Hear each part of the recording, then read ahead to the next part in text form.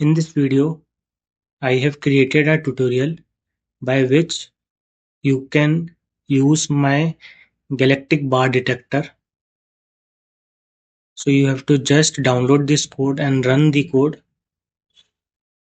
After that, you have to select the fits file and then you will get your images.